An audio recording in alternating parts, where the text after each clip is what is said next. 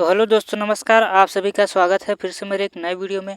तो finally guys, आज मैं कक्षा 12 वालों के लिए सबसे महत्वपूर्ण इंपॉर्टेंट वीडियो लेकर आ चुका हूं, जिसमें अगर अभी तक आपने कुछ भी नहीं पढ़ा है तो मैं आज आपको कुछ महत्वपूर्ण टॉपिक बताऊंगा, सिर्फ आपको वही पढ़ना है।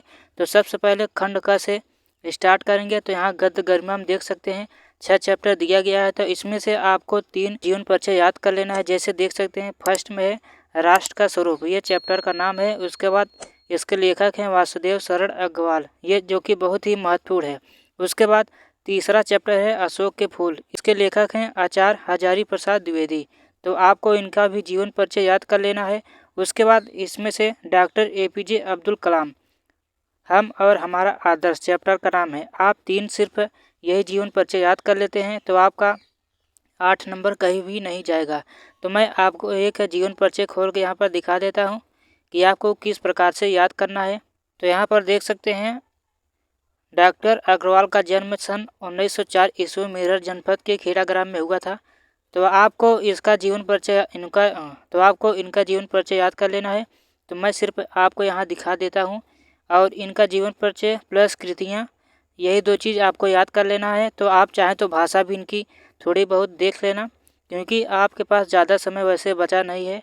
आज है 26 जनवरी, उसके बाद 4 दिन इसमें और 15 दिन उसमें, कुल 19 दिन बचे हुए हैं। तो आपके पास ज़्यादा समय नहीं है। तो आप इनमें से सिर्फ 3 का जीवन परिचय याद कर लेते हैं तो आपका इन्हीं में से जीवन परिचय आएगा, तो आपको 8 नंबर मिल जाएगा। उसके बाद काव्य अंजलि, काव्य में देखते हैं अयोध्या सिंह उपाध्याय हरिऔध। तो सबसे पहले आपको इनका जीवन परिचय याद करना है। उसके बाद जयशंकर प्रसाद का, उसके बाद महावीर वर्मा का, ये 3 जीवन परिचय आपको याद कर लेना है। उसके बाद कथा भारती, ये सिर्फ आपको पढ़ना है। आपको पढ़ लेंगे तो कहानी के टाइप से याद हो जाएगा, आपको उसी को लिखना है। तो जैसे मैं यहाँ पंचलाइट खोल के दिखा देता हूँ, क्योंकि ज़्यादातर प्रश्न पंचलाइट से पूछा जाता है। पंचलाइट ही सिर्फ आपको पढ़ना है बस। पंचलाइट कहानी का सारांश अपने शब्दों में लिखिए। तो यहाँ पर खुद बोला गया है कि पंचलाइट जो कहानी है उसका सारांश सिर्फ अपने शब्दों में लिखना है। किताब में जो दिया गया है उसको आपको एक बार पढ़ना है। उसके बाद जो भी दिमाग में रहे आप अपने से इसका उत्तर लिख सकते हैं। आपको इसका नंबर ज़रूर मिलेगा, क्योंकि जो टीचर काफ़ी चेक करते हैं इतना अच्छी तरीके से नहीं पढ़ते हैं कि आपने क्या लिखा है क्या नहीं लिखा है, क्योंकि एक लोगों की कापी चेक करना तो रहता नहीं है, बहुत से लोगों की कापियाँ चेक होती है। तो सिर्फ वो प्रश्नोत्तर नंबर संख्या देखते हैं और उसके बाद जो महत्वपूर्ण हेडिंग होती है उसे देखते हैं बस। तो यहाँ पर उत्तर देख सकते हैं पंचलाइट का कुछ इस प्रकार से दिया गया है। तो आप चाहें तो इसे पढ़ सकते हैं। मैं इस वेबसाइट का लिंक अपने वीडियो के डिस्क्रिप्शन में दे दूँगा, यहाँ पर आकर आप पूरा हिंदी का कोर्स पढ़ सकते हैं। उसके बाद आ जाता है आपका नाटक। नाटक में आपको यहाँ पर गरुड़ ध्वज, ये तीसरा चैप्टर है, आप चाहे तो इसको पढ़ सकते हैं, ये भी बहुत महत्वपूर्ण है। इसमें से आप चाहे जो एक तैयार कर लेते हैं, आपको पढ़ना है। उसके बाद कहानी टाइप ये भी है। उसके बाद आ जाता है खंड काव्य। खंड काव्य में आपको मुक्तज्ञ पहला ही चैप्टर पढ़ना है और दूसरा, इन 2 ही चैप्टर से आपसे प्रश्न पूछे जाते हैं।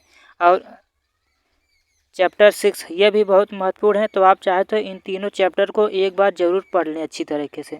उसके बाद हिंदी गद्य साहित्य के विकास, यहाँ से आपको अति लघु उत्तरीय प्रश्न पूछे जाते हैं, जो कि ज़्यादा बड़े प्रश्न नहीं रहते हैं। उसके बाद यहाँ से बहुविकल्पी प्रश्न भी पूछे जाते हैं। तो यहाँ पर कुछ ऐसा लिखा है, गद्य गरिमा संकलित लेखक, अन्य प्रमुख लेखक और उनकी रचनाएं भी कुछ पूछी जाती हैं। फिर आ जाता है आपका खंड ख, यहाँ पर संस्कृत दीर्घ का संदर्भ सहित अनुवाद आपको लिखना रहता है। तो यहाँ जैसे चैप्टर 1 देख सकते हैं भोजधार्यम, इस चैप्टर से आपको 2-3 पंक्ति दे देगा, आपको उसका अर्थ लिखना रहेगा। जब मैं 12 में था तब 3 पाठ से आया था, संस्कृत भाषा महत्तम और जातक कथा, ये 3 चैप्टर जो मेन है मैं आपको बता देता हूँ, उन्हीं से आएगा प्रश्न। तो यहाँ देख सकते हैं संस्कृत भाषा महत्तम हिंदी अनुवाद। तो यहाँ पर ऐसे डच करके दिया रहेगा, पेपर में तो ऐसे डच करके नहीं दिया रहा, पूरा मतलब जो पंक्ति है पूरा दिया रहेगा। आपको यहाँ संदर्भ डालना है।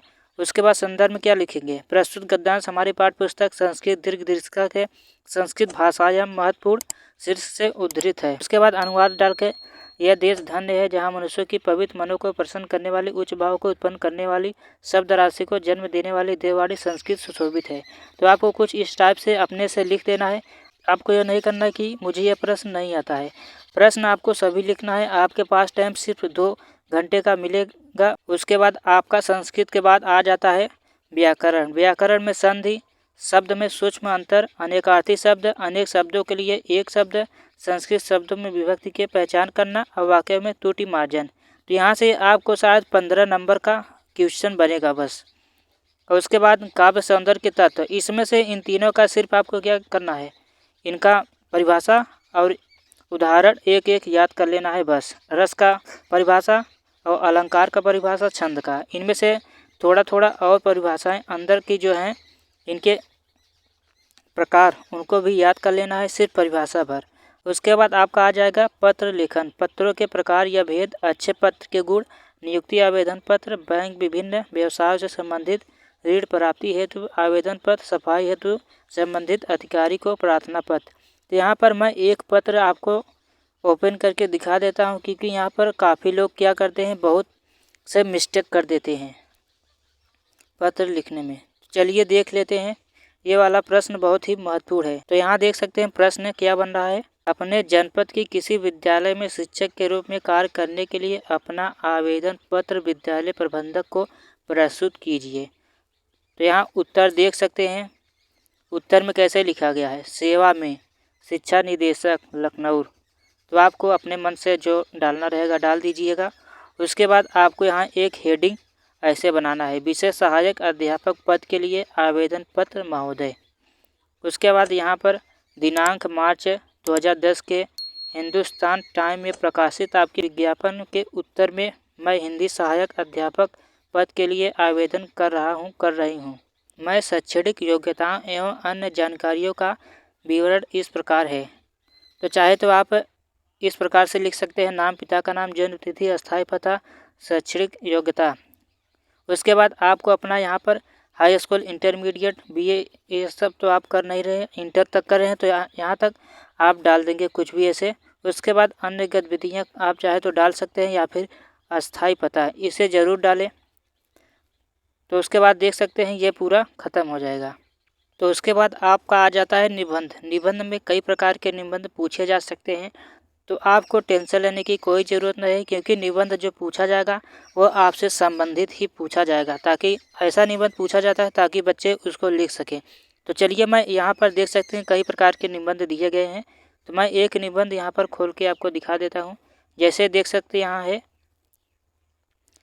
विज्ञापन संबंधी निबंध। आपको पहला हेडिंग डालना है विज्ञापन संबंधी निबंध, प्रश्नोत्तर नंबर संख्या डाल के लिखना है विज्ञापन संबंधी निबंध। ये आपको हेडिंग बना लेना है। उसके बाद यहाँ पर सबसे पहला हेडिंग डालना है विज्ञान और समाज। उसके बाद विज्ञान के बढ़ते चरण, विज्ञान के चमत्कार, विज्ञान लाभ एवं हानि, विज्ञान की देन और विज्ञान प्रगतिवाद और मानव जीवन। तो चाहे तो आप इस तरह से हेडिंग डालकर भी लिख सकते हैं। अगर आपको नहीं याद रहे हेडिंग, तो आप अपने मन से जो मन कहे हेडिंग बना लेना है। तो यहाँ पर और भी हेडिंग दिया गया है, जैसे कि निबंध में ये सब हेडिंग बहुत ही महत्वपूर्ण होते हैं। जैसे आप पहला हेडिंग देख सकते हैं प्रस्तावना। प्रस्तावना जो कि बहुत ही महत्वपूर्ण है हेडिंग। तो यहाँ देख सकते हैं प्रस्तावना पहले ही हेडिंग डाल के लिखा गया है कि और आज का युग वैज्ञानिक चमत्कारों का युग है। मानव जीवन के प्रत्येक क्षेत्र में आज विज्ञान के आश्चर्यजनक क्रांति ला दी है। तो विज्ञान के बारे में आप अपने मन से लिख सकते हैं। विज्ञान पेपर जो कि आपको पता ही होगा 100 नंबर का होगा या फिर 70 नंबर का।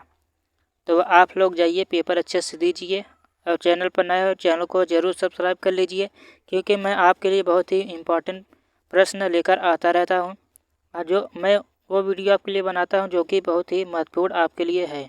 तो चलिए मिलते हैं अगले वीडियो में, तब तक के लिए धन्यवाद। जय हिंद।